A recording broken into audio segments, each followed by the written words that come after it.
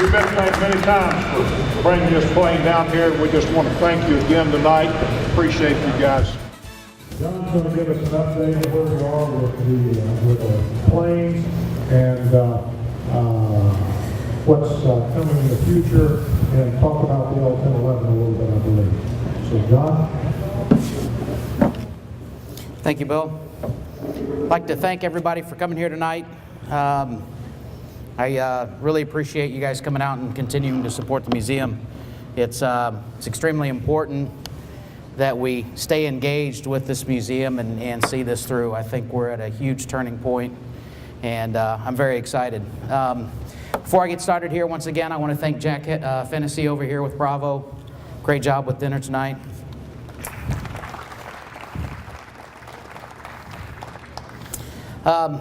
First off, I think Bill already got me on this one, but definitely thanks to or congratulations to our newest board members that were elected this year. John Green, John Hall, Ken Brown, and Fred Hissong. And then I'd like to, I really want to give my personal thanks to a lot of people that have really charged forward over the last year. We have some people up front that have continued to do tours and are here on a regular basis and have been working hard and are very enthused, have a great attitude. Ray and Edna Kirk, I'd like to thank you. Gus McLeod, thank you, Gus. Lennon Carlson, I'd like to thank Lennon here. Lennon's a 13-year-old boy that has been here for a number of years and has been an absolute pleasure here. He knows more about these airplanes than a lot of us doing tours, and he's a sponge. He loves this stuff.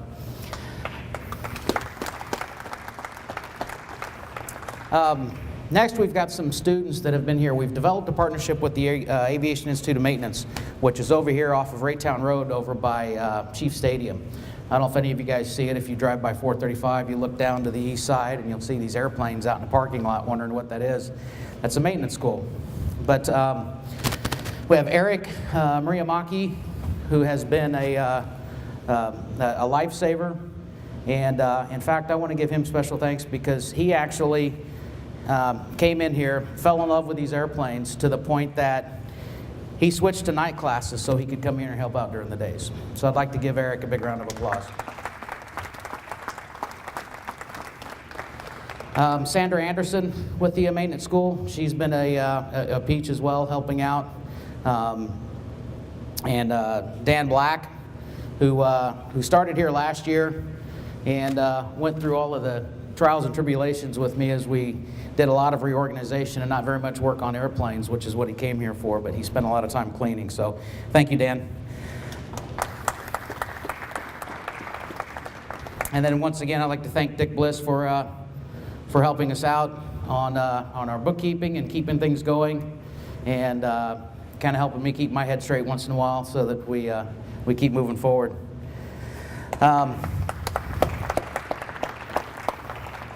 Lennon, I got you double duty there, man. I must really like you. And last, I want to thank Rich Carassi, who has stepped up to the plate, and he's been a great help to me. He's been helping out with the sound at the events, and he is now starting to put the pieces together and start writing grants and moving forward with some fundraising drives for the museum. So I'd like to really thank him, and I'm wishing him the best of luck in the coming year to raise us a whole lot of money.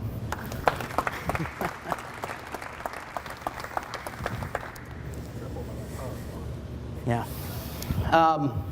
Next, I'd like to let you guys know about some companies here that have stepped forward that are really beginning to help the museum. One of the first ones that has helped us is McFarland Aviation, and they are a small company in Baldwin City, Kansas. If any of you guys know where that's at, it's just southeast of Lawrence, Kansas. But they have been around for a number of years, and they manufacture aircraft cables. Well, I ran into some issues on the DC-3 with our cables, and the people at McFarland stepped up to the plate and helped us get some new cables made, certified them, pull tested them, corrosion proofed them, and gave us some great support so that we can get this DC-3 back in the air. The next company is a company called Mid-States Aerospace, who is well on their way to becoming an official sponsor for the museum. As we've been doing the final inspections on the DC-3, these guys have done a wonderful job over the years of getting this thing to where it is now. But as you know, it's been a 20-year process.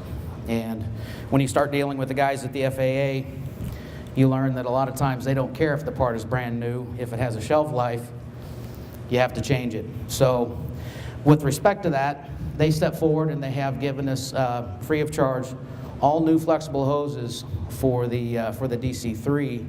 And by the time we get done with the airframe, the engines, hydraulic systems, and everything, that represents about a $6,000 donation to the museum. So we appreciate them. Burns & McDonnell has taken an interest in the museum once again as well. I don't know if any of you know that years ago they did some sketches for the museum on what was hoping to be a new building over on the east side of the airport. But they're helping us out with the project that's coming up.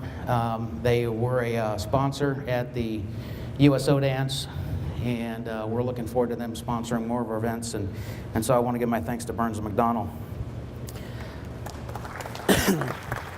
Last, as we've been going through some projects over the last year with our accounting system and our taxes and trying to get everything in order so that we can proceed with a solid fundraising drive, the people over at CBiz, which is Mayor Hoffman McCann, they're one of the top 4 accounting firms in the country, and they have done a great job giving a lot of insight, a lot of help to make some changes to our accounting system, so I want to thank them as well.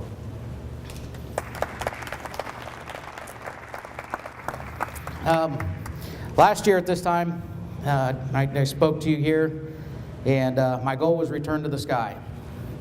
And with every intent of getting these airplanes airworthy again. And while I didn't get an airplane flying in 2012, I think we had some great successes moving forward, and we are well on our way to returning to the sky. And we hope to here shortly, probably the spring, to get the DC-3 back in the air. So I'm kind of cautiously saying mission accomplished for 2012, even though we're a little behind schedule. But given what this museum has been through and the people that have stepped up and really helped make things happen and work towards getting the airplanes airborne again has been phenomenal over the last year. Oops. I kind of want to go back over what happened in 2012, and one of the things that we did different this year was the rock around the props, and I know we met with some confusion as to what happened, but we kind of started some changes here. We brought in some new faces and some new themes and new ideas that we struggled through, and the rock around the props this year didn't turn out to be as profitable as we'd liked it to be, but it started setting the stage for making changes. We also were battled by the heat this year, so as we plan for the rock around the props for 2013, we're trying to keep those things in mind and kind of setting the end of April. I'm not going to put this date in stone yet, but I'd like to get it cooler, and hopefully you all would agree. It's come in on a much cooler evening, get more cars out here, get more people, and make it a bigger, more fun event. And then we have the Kansas City Salute to the USO. This year we're scheduling it for November 9th. Again, lots of changes this year. Partnering up with the USO was a great experience. We brought in some new sponsors, and we had almost $25,000 in sponsorships. Excuse me. So again, we're at about a break even on this event for this year, but again, we set the stage, and we already have sponsors that are stepping forward, ready to give more this year and take that to the next step. So we're really confident that year over year, these two events are going to grow. They're going to produce more revenue for the museum. They're going to give more visibility to the museum, especially at the USO where we had Channel 4, and we were on the morning show on that Friday. Great exposure for the museum, and I think it's fair to say that once we had that TV coverage and that exposure from the USO, we had an actual increase, a measurable increase in foot traffic through the museum. So that's paid off. So keeping these events going, getting people around Kansas City knowing that we're here is going to help us in a number of ways. Okay. All right, for 2013, where are we going? Number one is, of course, the DC-3. We are working really, really hard at getting this thing in the air, and we've had a few hurdles to cross, and we've about got them all covered. One of our biggest problems is that this aircraft is powered by the Wright Cyclone 1820 engine. And that was actually one of the rarer models made. The majority of the DC-3s were produced with a Pratt & Whitney 1830. So now as we're getting to this final stages, which is just the engines, sounds easy, but some of the cowling assemblies and some of those parts have been very, very hard to find, and it's been a challenge getting those two small structures back together. So we're fighting that. We have had some great successes. One of the biggest ones, I don't know if any of you have been keeping up on Facebook, but we went through a complete electrical system check a couple of weeks ago, and the electrical system worked absolutely wonderful. And as you can see, we now have life in our DC-3.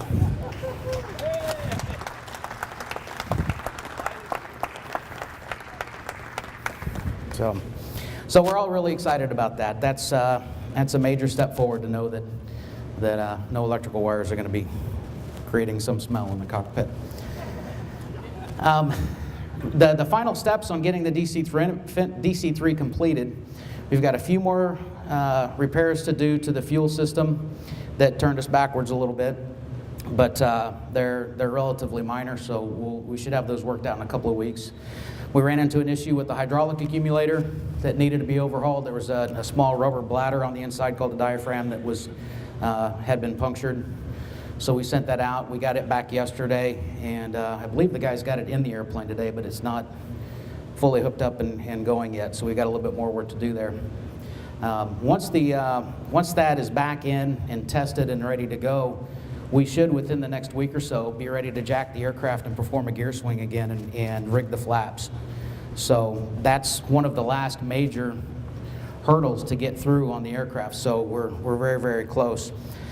Once that's complete, the fuel system's complete, we'll be ready to install the engines, the props, and go through the final systems checks and everything that we need and prepare it to run it, get it out for a run-up. And we're definitely going to keep you guys informed on the progress on that, because by all means, we will let you guys know to come out and join us for engine start, because that's going to be a wonderful day for the museum. I wanted to mention briefly about the L-1011. It's been on everybody's mind for 3 years now. It's officially 3 years this past week that the L-1011 arrived here. And we've been working with a couple of companies and a couple of groups that we think are on a very good track to getting some engines here and doing something with the L-1011. So we're not in a real good position to make any formal announcements yet, but I would like to have you all keep your eyes open, see what's happening in the museum again. We'll try to let you guys know. Keep an eye on the website and Facebook, and we hope to have some great announcements. And a little teaser that, again, can't do anything formal yet. Still waiting on some paperwork to be signed, but things look promising, is the possibility for an L-1011 simulator to be brought in, which will be a really, really neat project. And any of you that have flown a full motion simulator, you're going to be thrilled. Next, I want to talk about the Connie. And we've been working very hard over the last year to get some stuff going for the Connie. And it's, of course, a big struggle. So let's see where the Connie came from.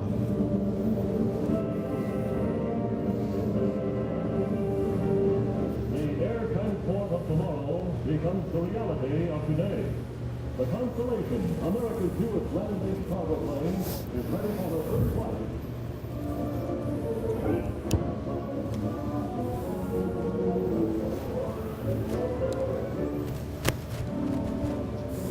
Beneath her wings, a P-38 fighter plane looks like a toy miniature.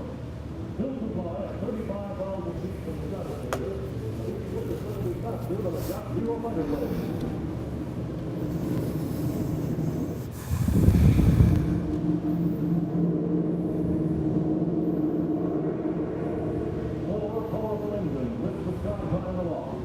A plane that can cross the American continent or the Atlantic Ocean in 8 hours with a full load. Forerunner of a mighty feat.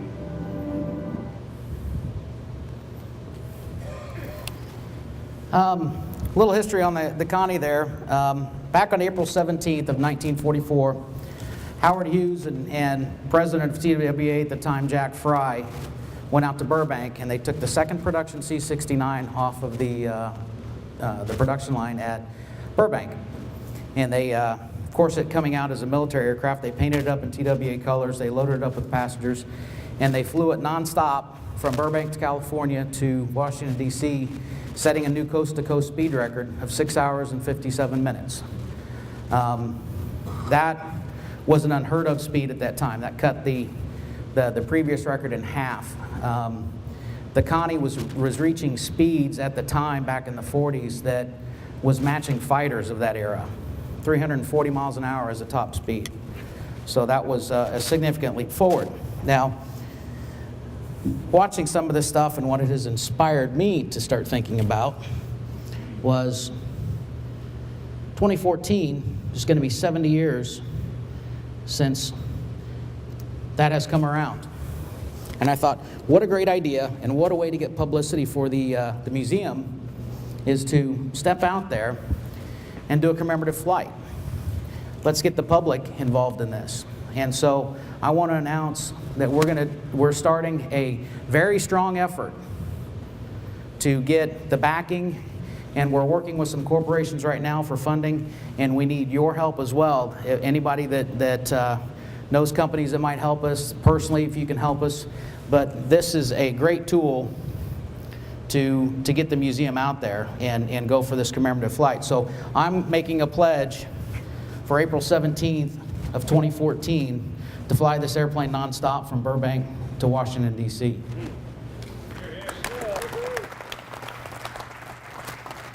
So we're pulling out the stops, and we need everybody's help. Everybody in this room, all of our members, to reach out. You're going to start seeing more stuff come about this. We've had a website that being created that we're preparing to launch, and hopefully shortly we'll announce a couple of first sponsors for this effort. But I'm really, really excited about this. This is it's going to be a fun project. There's some opportunities for TV coverage. Of course, all the news media is going to get all over this. So I really, really am excited, and I can't wait for this. So again, anybody that can help out with this. We're going to need volunteers to help over time, not only finish the inspections, get the aircraft airworthy, get flight crews trained, rewrite some manuals. We've got logistics. We've got people that need to get out and do fundraising. So we really, really need your help. You know, if there's anything that you've been asking yourself, what can you do to help this museum? This is the project. I mean, you know, Larry Brown, Paul Pristo, Dick McMahon. I mean, this is not only a tribute to them, but it's a tribute to this aircraft, to the museum, to the history of TWA, and to Kansas City. So this is something that we really need to get this entire city involved with and get it moving. And everybody in this room can help with that.